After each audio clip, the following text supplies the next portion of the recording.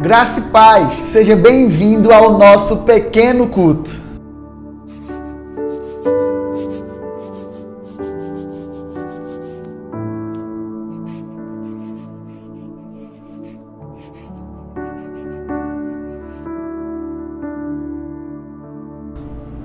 Irmãos, eu queria convidá-los nesse momento aí onde você está a abrir a sua Bíblia lá no Novo Testamento, no finalzinho, lá na carta de Tiago, capítulo 4, versículo 17. Abra sua Bíblia em Tiago 4, 17.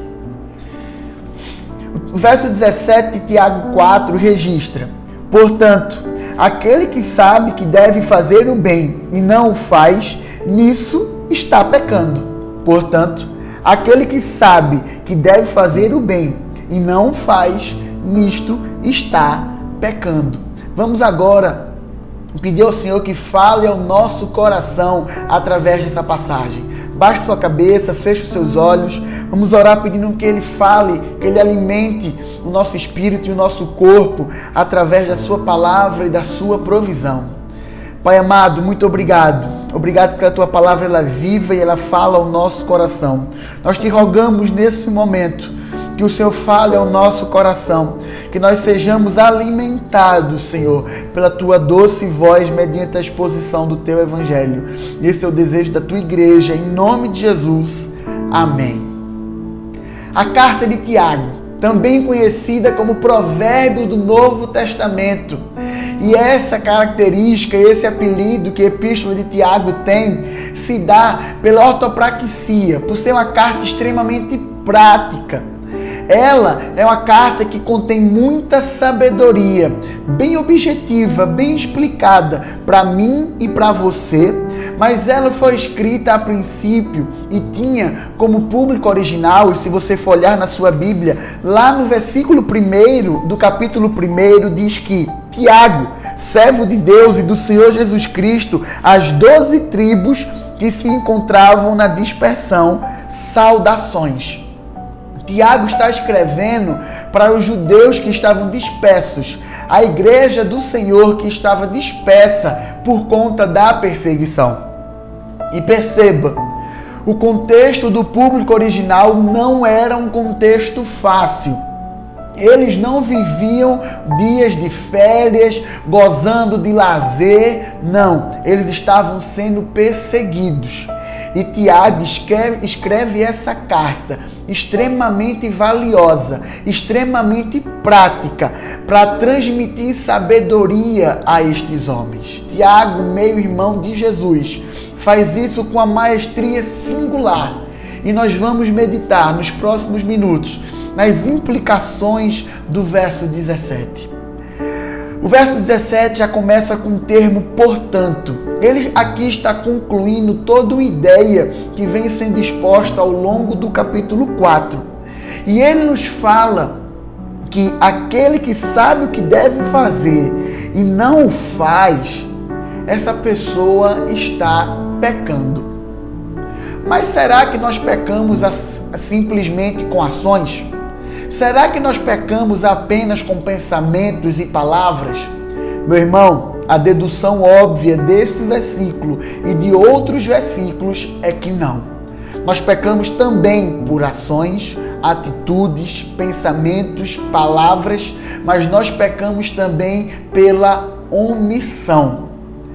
Quando o povo de Deus, os filhos de Deus, quando eu e você nos omitimos de fazer o que é correto, nos omitimos de fazer aquilo que a Escritura nos ensina, nos omitimos de ajudar o nosso próximo, nos omitimos de dar no momento que devemos compartilhar, no momento que devemos dividir, nós estamos pecando, nós estamos errando o alvo, transgredindo a lei do Senhor, fazendo aquilo que é incoerente com o ensino da Bíblia Sagrada. Mas o ensino de Tiago não é um ensino solo. Não apenas Tiago fala sobre omissão. Toda a Bíblia Sagrada nos ensina a respeito do que nós devemos fazer e aquilo que nós não devemos fazer. Contudo, o primeiro a ser omisso não é simplesmente o público original de Tiago. O primeiro a ser omisso não fui eu, nem é você. O primeiro omisso na história da humanidade é o primeiro ser humano, foi Adão. Quando nós olhamos para o relato de Gênesis capítulo 3, em especial do versículo 1 até o versículo 7, nós percebemos ali o diálogo de Eva com a serpente. Eva ali é tentada a comer daquele fruto, o fruto proibido. Contudo, o pecado, ele sobrecai, ele vem sobre Adão. Porque Adão, como cabeça federal da humanidade, Adão como representante da humanidade, meu representante e o seu representante naquele momento, ele foi omisso. Os irmãos sabem que a Bíblia, ela não foi escrita em português. A Bíblia, ela foi escrita em 3 idiomas. O Antigo Testamento, em quase a sua totalidade, foi escrita no hebraico. Alguns trechos do Antigo Testamento também no aramaico. E o Novo Testamento no grego, conhecido grego koiné. E lá, esse relato de Gênesis 3, ele foi escrito por Moisés em hebraico. E quando a gente traduz para o português, a gente perde alguns detalhes do texto. Contudo, se nós formos analisar, a gente percebe na língua original que os advérbios não são no singular, eles sempre se referem no plural. E se nós formos recorrer para a versão NVT, Nova Versão Transformadora, o versículo 6 de Gênesis 3 registra o seguinte: vendo a mulher que a árvore era boa para se comer, agradável aos olhos e árvore desejável para dar entendimento, tomou-lhe do fruto e comeu, e deu ao marido e ele comeu. Pela sequência de fatos, nós percebemos que Adão estava extremamente próximo a Eva. Adão não estava do outro lado do jardim. Adão não estava a uma distância considerável. Nós podemos deduzir deste texto que Adão estava com Eva e acompanhou toda a sua tentação, todo o seu diálogo com a serpente. Adão foi omisso e por conta da omissão de Adão, toda a raça humana sofre até os dias de hoje. E Tiago, ele nos exorta a não sermos omissos, porque caso nós caiamos na omissão, nós estaremos pecando. O primeiro Adão, conforme Gênesis 3, foi omisso. Mas o segundo Adão, como Cristo é chamado em Romanos capítulo 5, Cristo como segundo Adão, ele não foi omisso. Se Adão foi indiferente, se Adão pecou, Cristo foi perfeito, Cristo foi altruísta, Cristo amou o seu próximo, Cristo me amou e te amou. Nós, assim como Cristo Jesus, a nossa esperança, não podemos ser omissos. Devemos olhar ao nosso redor e perceber como nós podemos ajudar o nosso próximo. No contexto em que vivemos, o Covid-19 não traz implicações apenas na área da saúde pública, não traz apenas prejuízos no que diz respeito a sintomas de um resfriado e dificuldade de respirar. O Covid-19 também ecoa e implica na situação financeira e econômica, não só do nosso país, mas de todo o mundo. E como igreja do Senhor, como filhos de Deus, nós precisamos de fato salgar a nossa terra e trazer luz para esse mundo, fazendo a diferença e ajudando os de casa primeiro e também aqueles da nossa comunidade, aqueles que estão ao redor, os nossos vizinhos, aqueles que vivem na nossa redondeza, aquelas comunidades e aquelas famílias que nós sabemos que vão precisar, às vezes, de coisas básicas, do alimento, do pão, da água, do material de limpeza, para poder sobreviver nesses dias devido ao desemprego ou um reajuste salarial. Como igreja de Cristo, uma das nossas marcas deve ser a diaconia. Nós devemos ser servos. O serviço deve ser o estilo de vida do cristão. Porque conforme fala o Evangelho de Marcos, capítulo 10, versículo 45, o próprio Filho do Homem não veio para ser servido, mas veio para servir.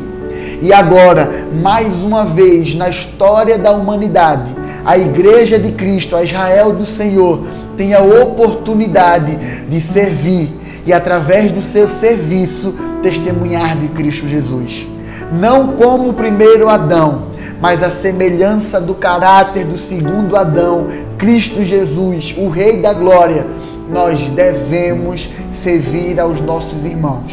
Nós devemos servir a nossa comunidade.